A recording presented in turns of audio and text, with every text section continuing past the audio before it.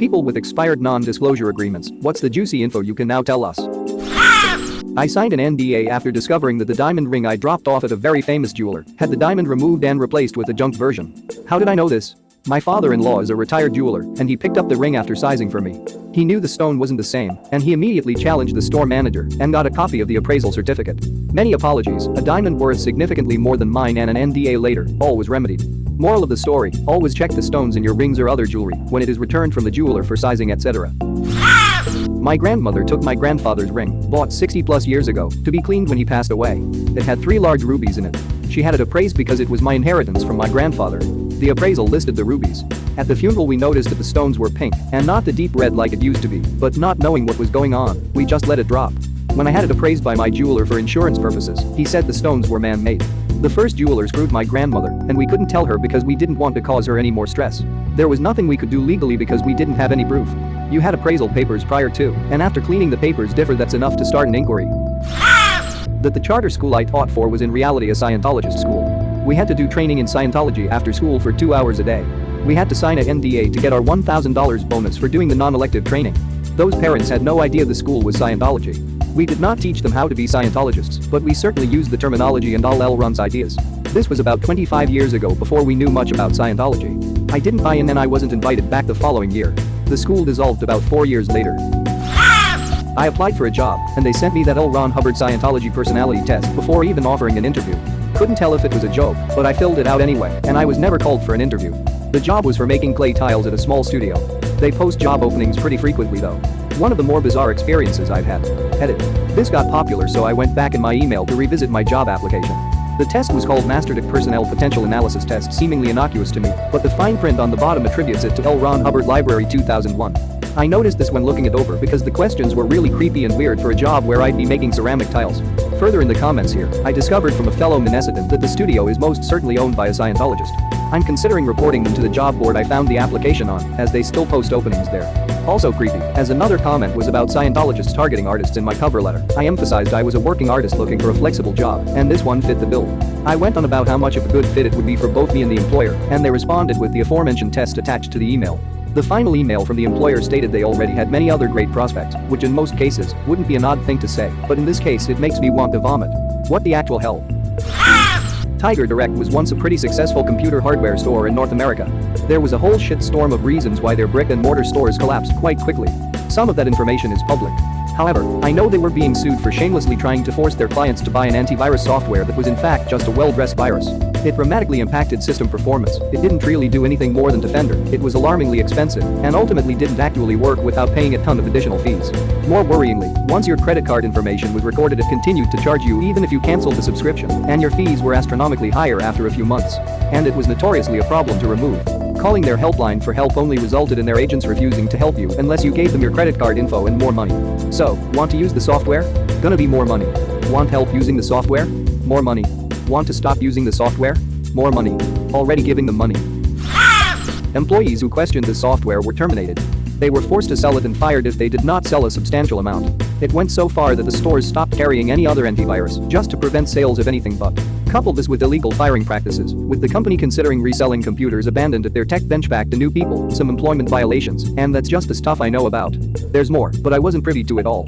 They like to cite the decline of brick-and-mortar stores and the success of their online store, but I haven't seen any other brick-and-mortar stores for competition closing, actually the opposite. And focusing all your eggs on the let's compete with Newegg basket doesn't seem wise either. I am almost certain their collapse was due to overwhelming lawsuits and are an attempt to avoid more by almost dissolving, but like I said, I know only of the lawsuits and violations that happened in my district, not necessarily the whole chain. My old landlord building company paid all expenses for me to break my lease, move out and get all my possessions heat treated after I came back from study abroad to bedbug infestation. They didn't want other residents to know if they threatened to sue they could get their stuff treated. You had a better experience. RE bedbugs than 99% of people. Having bedbugs legitimately gave me PTSD. I served on a board that had kidnap ransom insurance for all the board members. A condition of the insurance was that we could tell no one that we had kidnap ransom insurance. My company used to sell a lot of kidnap and ransom insurance.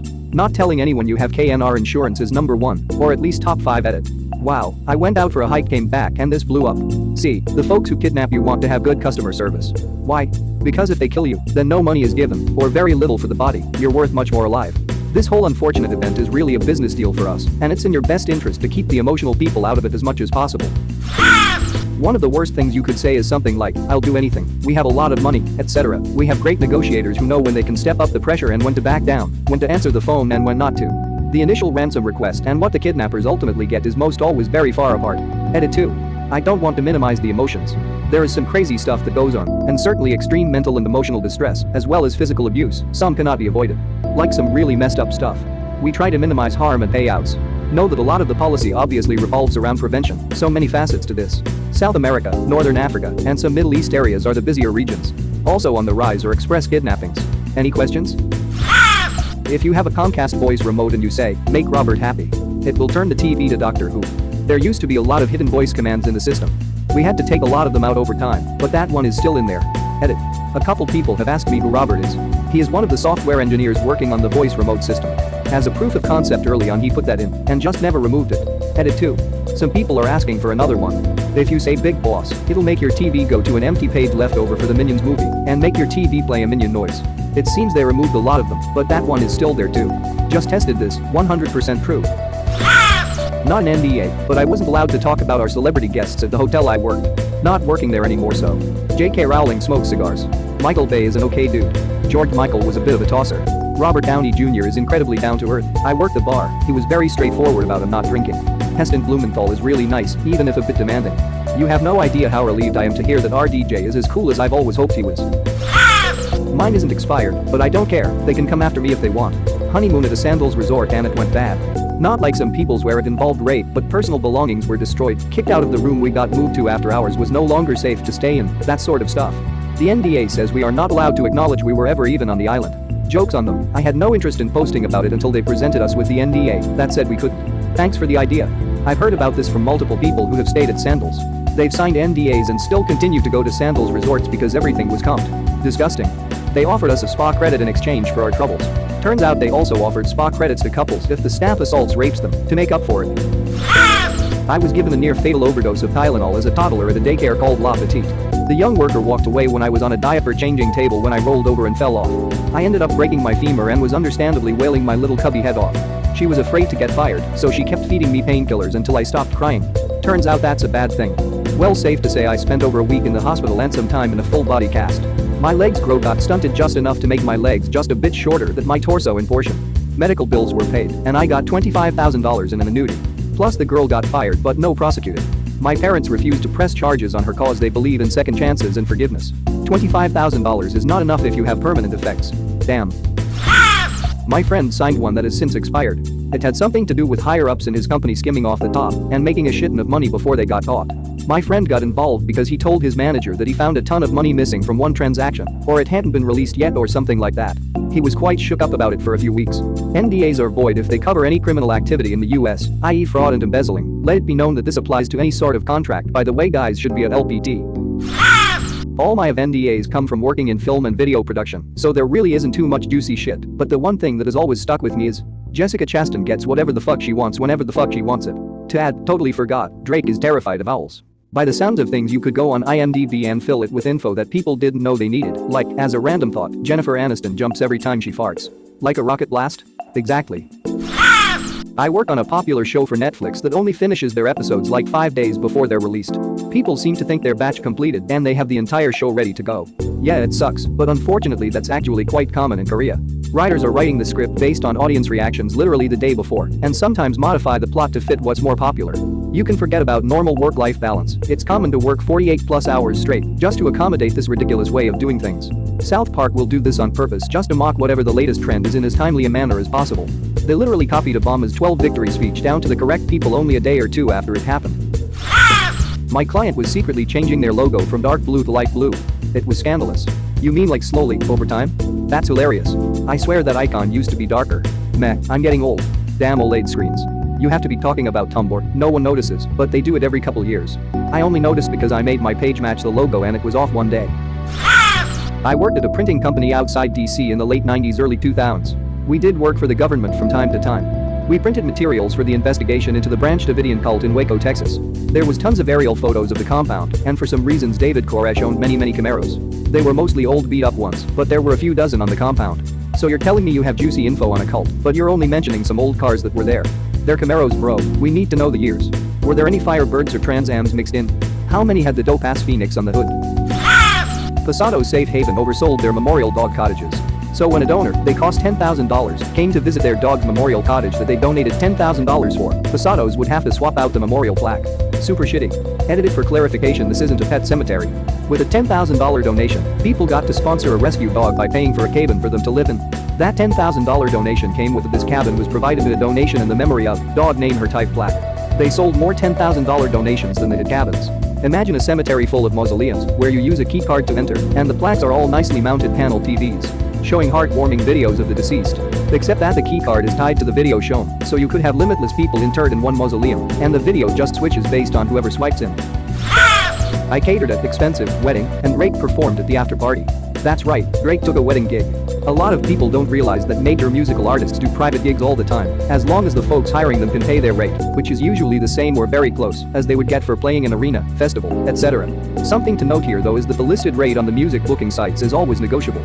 Back right before they blew up, I helped hire the chain smokers to play for a private party for about $7,000, even though their initial asking was about $18,000. A client invented a watch with two faces, so you could set it to time zones. Nice for international travelers who couldn't do simple math. My boss broke the NDA, and the company was almost sued.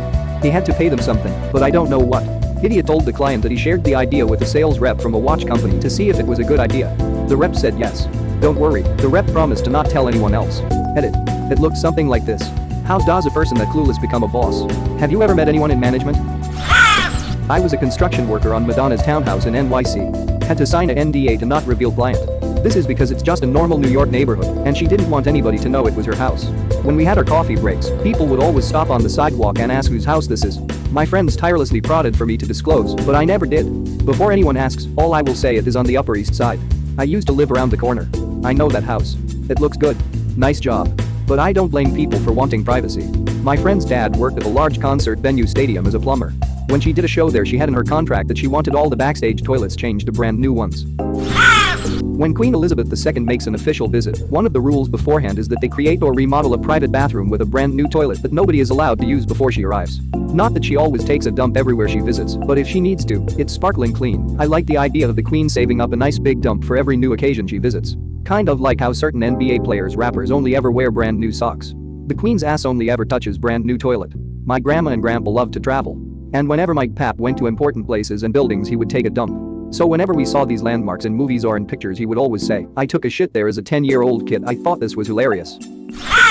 My wife was born in Vietnam. Her mother met and married a Navy officer, and he adopted my wife and her sister and got them all out of Vietnam in 1972, saving their lives. The majority of my mother-in-law's family were well-off business people and were ethnically Chinese and were executed by the communists. My wife's dad passed away long ago, and my wife never did learn very much about his time in the Navy. All she could tell me was he was involved with submarines. 3 years ago we visited my wife's mom in Hawaii, and she gave us a trove of stuff, pictures and papers she thought were related to his Navy career.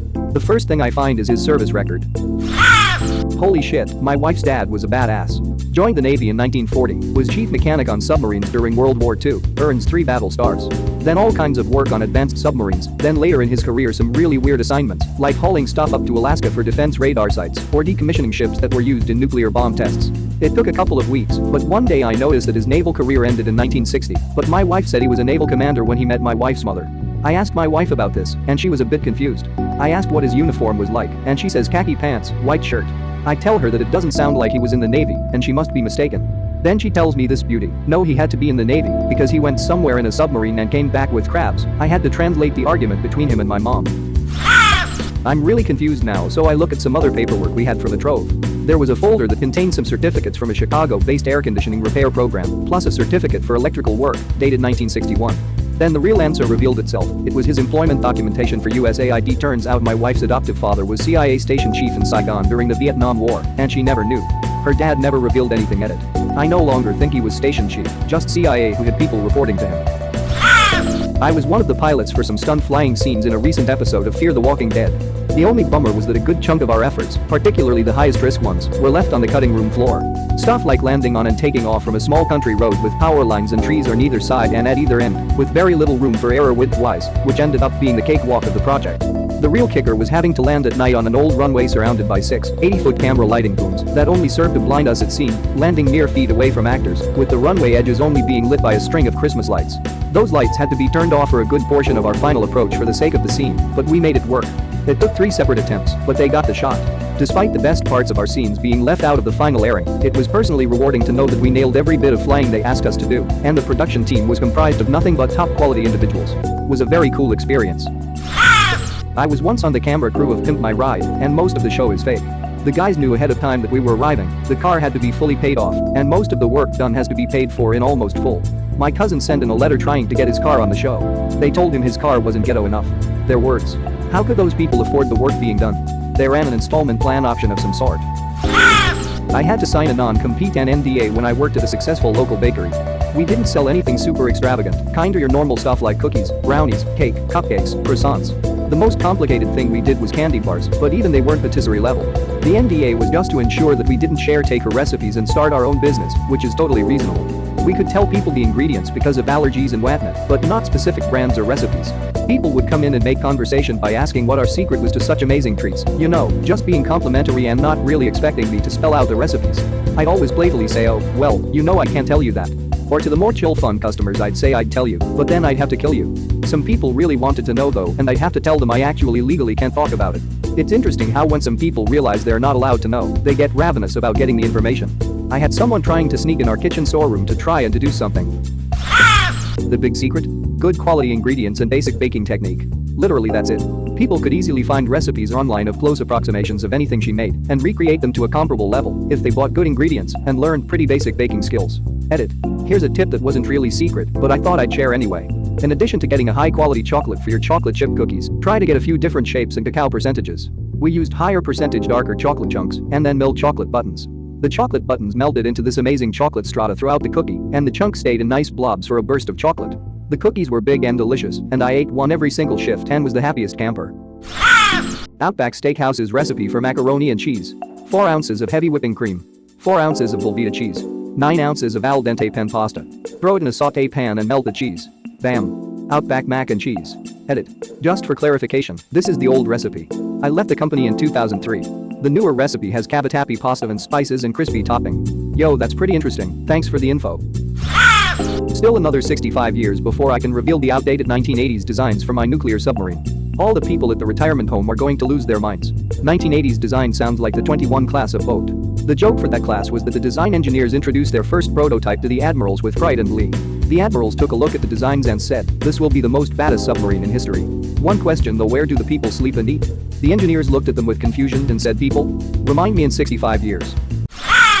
Thank you very much for watching. Don't forget to subscribe and like this video. Tell me what you dislike or love about this video, so please comment below and hit the bell icon so you're notified anytime a new video is released. This is a WeCrow Media production.